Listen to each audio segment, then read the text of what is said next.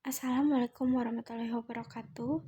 Perkenalkan, saya Sahra Nur Lutia, NIM 40032100021 dari Diploma 3 Keperawatan. Saya di sini akan menjelaskan tentang kesehatan jiwa. Lalu di sini ada pengertian. Pengertian kesehatan jiwa menurut WHO adalah berbagai karakteristik positif yang menggambarkan keselarasan dan keseimbangan kejiwaan yang mencerminkan kedewasaan kepribadiannya. Kusumawati dan Hartono 2012. Lalu di sini juga ada pengertian kesehatan jiwa merupakan suatu keadaan di mana seseorang bisa berkembang secara fisik, spiritual, mental, dan sosial, sehingga orang tersebut dapat menyadari kemampuan sendiri, bekerja secara produktif, mengatasi tekanan, dan berkontribusi pada komunitasnya. Firmansyah dan Wijaja 2022. Lalu lanjut di sini ada etiologi.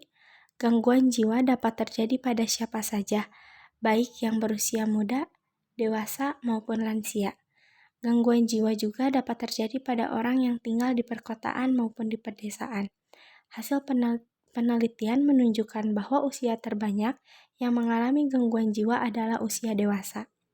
Usia dewasa merupakan usia produktif di mana mereka harus mampu secara mandiri menghidupi dirinya sendiri. Usia ini juga usia di mana seseorang telah berkeluarga, sehingga masalah yang dihadapi juga semakin banyak. Bukan hanya masalah sendiri, namun harus memikirkan masalah anggota keluarganya. Hal ini memungkinkan orang dewasa mempunyai masalah yang lebih kompleks dan berisiko mengalami gangguan jiwa. Lalu di sini ada menurut Abnu Hazi 2015. Ada 2 faktor penyebab gangguan kesehatan jiwa, yaitu yang pertama, ada faktor predisposisi yang menyebabkan perilaku kekerasan antara lain psikologis, perilaku, sosial budaya, dan bioneurologis. Lalu yang kedua, ada faktor presipitas, itu sendiri dapat bersumber dari klien, lingkungan, dan interaksi dengan orang lain. Madhani Ankartika 2020. Lalu di sini ada klasifikasi. Klasifikasi dibagi menjadi 2, ada ODGJ dan ODMK. Yang pertama, ODGJ, orang dengan gangguan jiwa. Gangguan jiwa merupakan masalah kesehatan jiwa berat yang menyebabkan terganggunya kognitif, afektif, dan hambatan fungsi sosialnya sehingga individu tidak mampu melakukan aktivitas sehari-harinya. Lalu di sini ada ODMK, orang dengan masalah kesehatan jiwa. Orang dengan masalah kesehatan jiwa merupakan suatu keadaan yang mengidentifikasikan adanya perubahan emosional pada individu yang dapat berkembang pada keadaan patologis. Jaini dan Komarudin 2022. Lanjut, lalu di sini ada beberapa bipolar, ansietas, dan OCD atau Obsessive Compulsive Disorder. Yang pertama ada bipolar. National Institute of Mental Health menyatakan bahwa gangguan bipolar merupakan penyakit mental kronis atau episodik yang berarti bahwa penyakit tersebut terjadi sesekali pada interval yang tidak teratur.